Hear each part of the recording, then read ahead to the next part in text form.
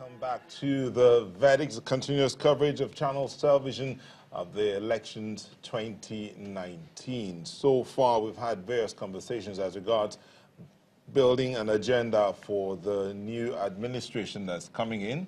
Indeed, after the first elections results have been called and the President and Vice President-elect have been given their certificates of return. But before they came to us, we saw pictures from different parts of the country. Amongst them were pictures of the press conference held by the main opposition party in the country today, talking about the elections. But we also had pictures of Nigerians around the country and beyond the shores of this country telling us how they're watching or how they are following the elections and all that. One of the last pictures we saw there was students at the Obafemi University who are also monitoring the situation in the country. But we also asked you to send in pictures or clips, short clips of your expectations from the government. And we have a few comments on Twitter. Hashtag my expectation at Channels TV, hashtag the verdict, hashtag 2019 elections. And Ebenezer Yomide says, looking forward to more job opportunities. He says, I want the president to work greatly on the economy. I don't expect more poverty. Thank you. That's how Ayomide ends it. Let's take Victory. Victory says, the government should do much better, anything better than the last 4 years, she says. God bless Nigeria. Just a few of the many tweets and messages you're sending. They keep them coming in. Again, the hashtag is my expectations, hashtag the verdict, hashtag 2019 elections. We'd like to see and hear what you have to say. Short clips, or if you can't do video clips, then just text would work very well. So we're being joined now by our, okay, is it the first or the second numbers man? But this time it's not talking the first numbers man. Okay, the first numbers man and political correspondent, Channels Television, Seun Kimberley. Hey, what's up, Seun? Everything is up, and I think the game is up, isn't it? Because now that we know that the election is over, the first phase, that is, the presidential and the National Assembly election, and of course, the result of what we're seeing right here on the screen, the APC code color is red, the PDP in green, and 73 political parties ran in this race. But obviously, it does look like two political parties are in the top running. And so we've seen the outcome of that election. Looks a bit similar to what we saw in 2015, isn't it, Ladi? Yes. From some of the analysis we've done over the past weeks, now we'll see how the political parties are standing, where they have been able to secure votes, and we've seen reactions also from both sides of the divide. But let us take a look at some of the numbers that are very, very important for this election. So we were talking about, in the past 2 weeks, we talked about the registered number of voters in the country. 82 million. Remember, it was about 68 million in 2015. I mean, that's the permanent voter card registration at the time.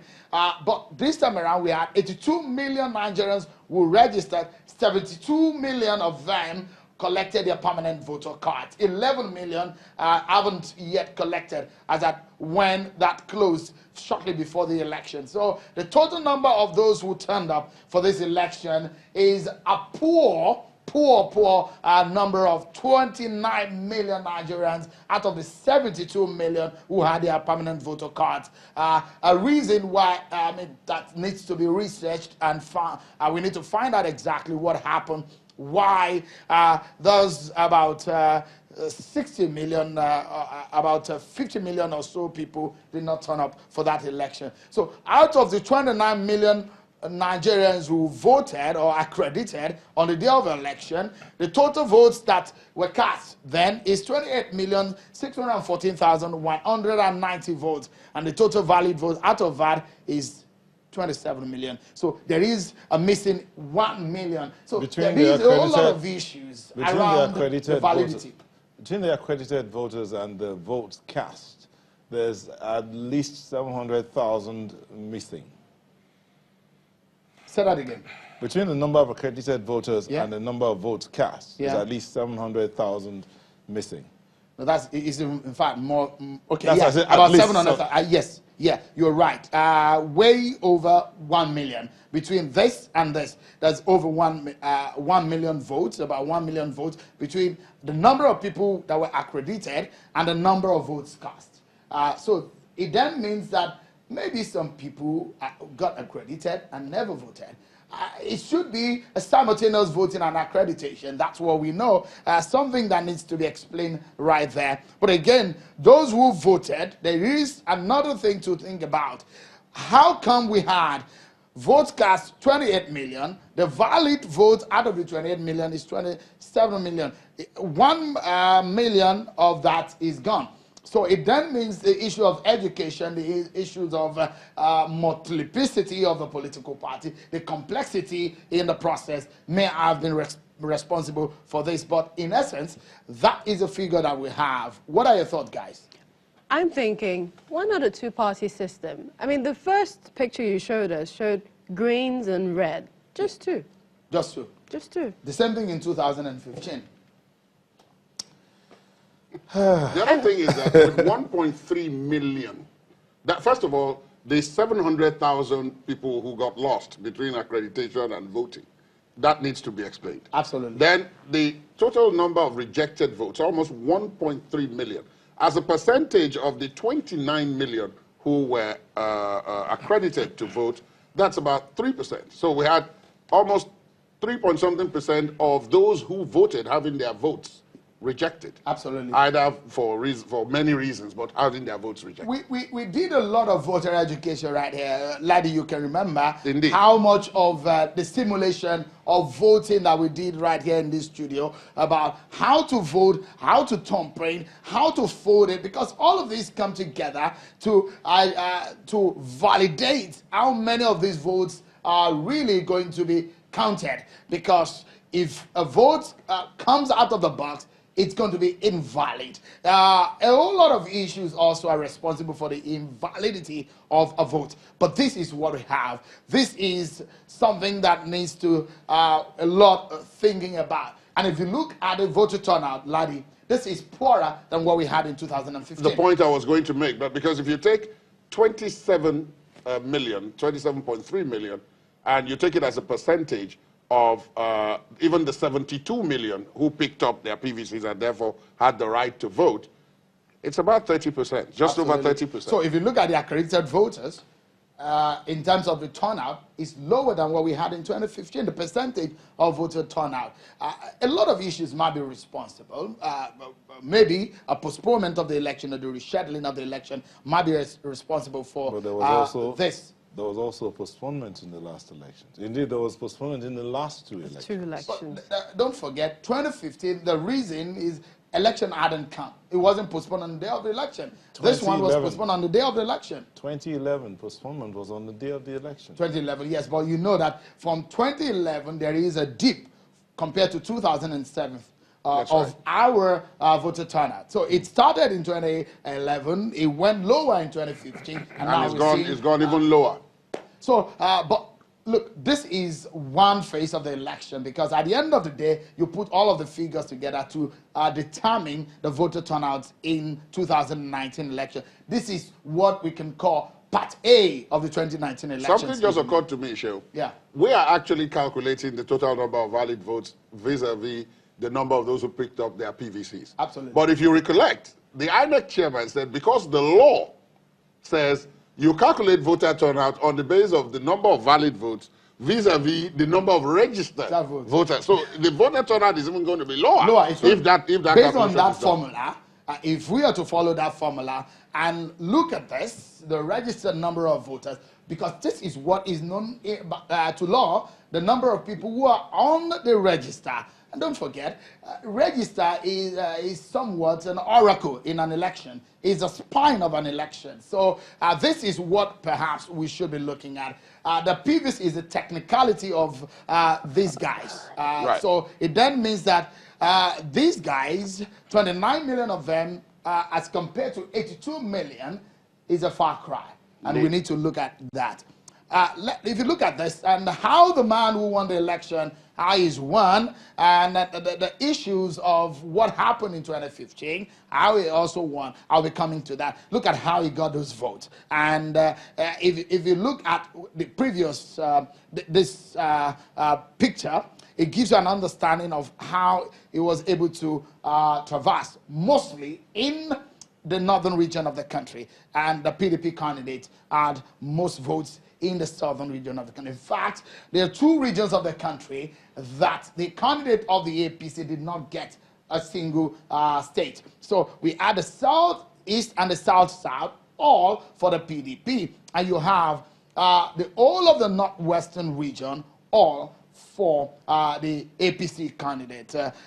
It will have been the whole of the northeast and the northwest, but Adamawa out of it, that's the home state of the PDP candidate. So in that sense, it does look a similarity in 2015 and 2019. But if you take a look at this, this is a breakdown of what Mr. Buhari, the APC candidate, how he stands, and who in these regions are responsible for him emerging as the president-elect. So 3.7 million, 71% of vote from this region. And he got 1.9 million, 71% of vote in that region. So take a look at it. This is similar to what we had in 2015 also. And so he got, he had poor performance in the southeast and the southern region, though better than he got in 2015. 259,000, 49% here in the southwest of the country, and in the north central, that's 54%. So there is a keen contest this time around, perhaps more than what we saw in 2011. But one thing that we need to look at again is the performance of all the candidates. We have 73 of them, but take a look at these guys. You can call these guys also front runners, those who got close to Mr. Buhari and Mr. Atiku Abubakar. So if you look at it, right here, the end candidate, Faladru Otoye, with 16,000 votes, Omoyele Sowore, 33,000, Don Duke of the SDP there, and Kingsley Moghalu. That's how they line up. From your perspective, where you're sitting and looking at me, what is on your mind when you look at these gentlemen compared to those two guys who are in the top race, who shared the election map and the votes? What comes to mind?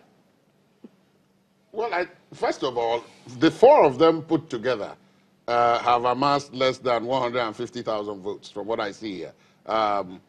And that would amount to what one of the first two candidates would have amassed in some local governments in some states of it, which presupposes that those who suggested that maybe if instead of running individually, they had come together, they may have made some of an impact.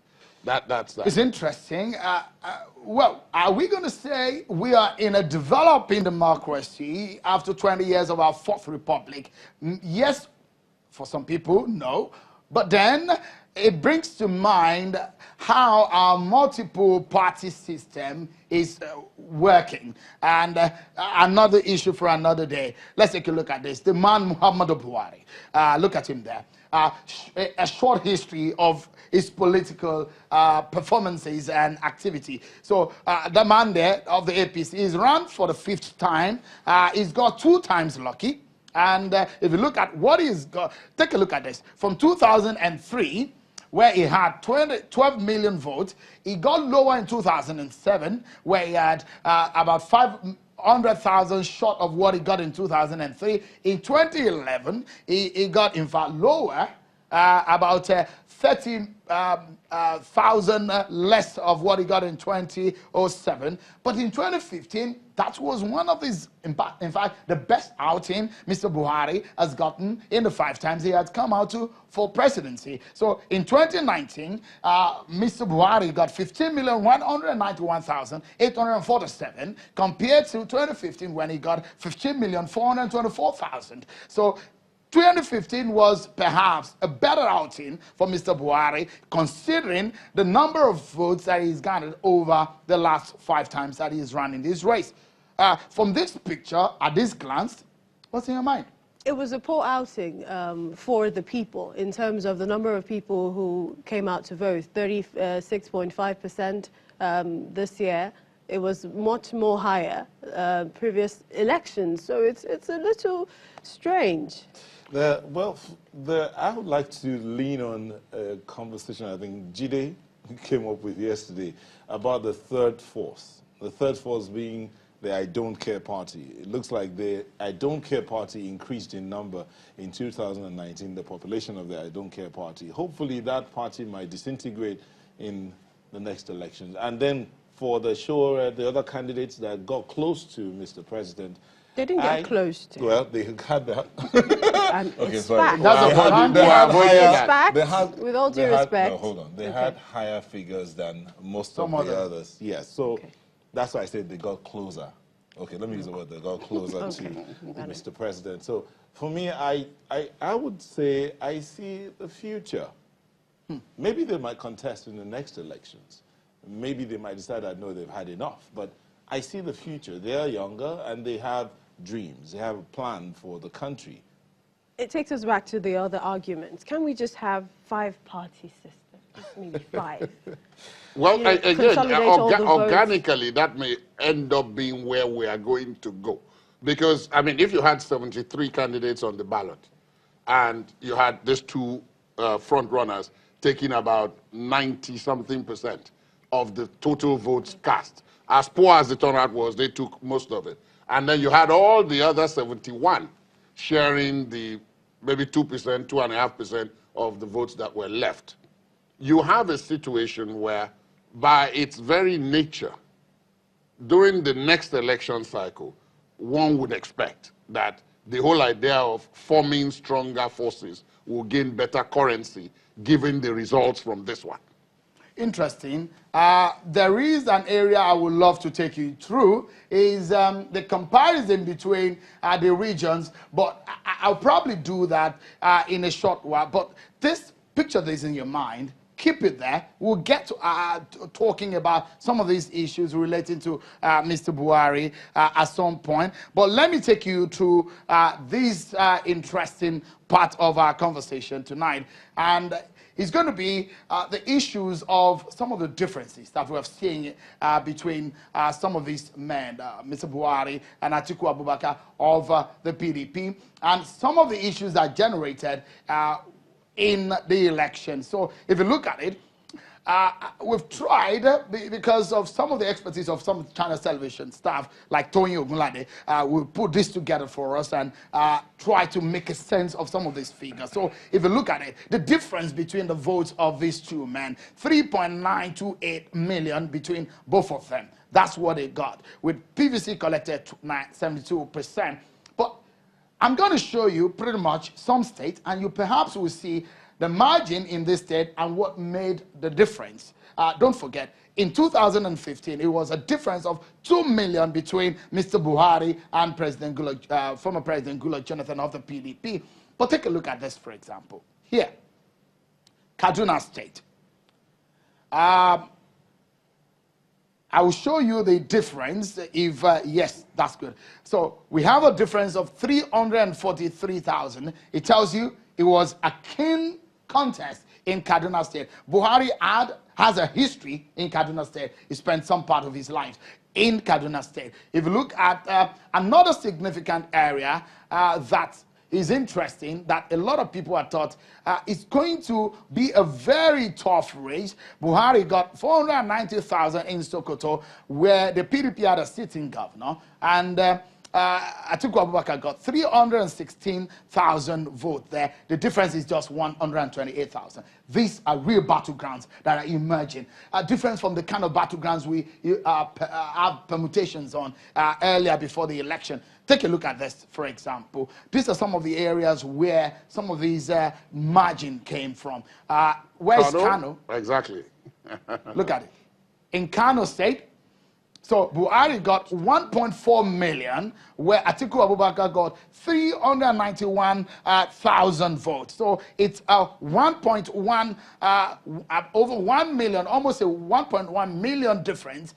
That is one massive area that, look, lesson for the future for any politician to take a look at. Let me take you to another area, Borno State, for example. In Borno State, take a look at this. The difference is 764,000. So these are the areas where Buhari, for example, had a soft and a very easy movement and got that over 3 million difference that he got. Another area, perhaps, that the PDP had a very good outing is here, Delta State. The difference there, 372,000. But something will surprise you if I take you through this area, and that is going to be River State. Are you surprised that River State, with about over 2 million votes, at the end of the day, what we got from the entire vote cast in that state is less than 1 million. So the difference, where you would think that the PDP should have gotten ahead, the PDP got a difference of 323,000. Buhari getting 150,000 in that state. This is some of the interesting areas. I wish I could give you an understanding of what some of these things means per this area. So if you look at these highlighted areas in just about 9 states alone, look at the difference. Actually, that's where the bulk of the gain came from. That's where the bulk of it. The same way that was where the bulk of the gain in 2015 came from. But again, if you look at it, the summation of that in the 9 million accreditation that was done there, the valid vote, the invalid vote is 400,000. So one may be able to break down some of these figures as we move ahead. But I think we should bring some of the politicians into the conversation. But we'll take a break before we bring them in.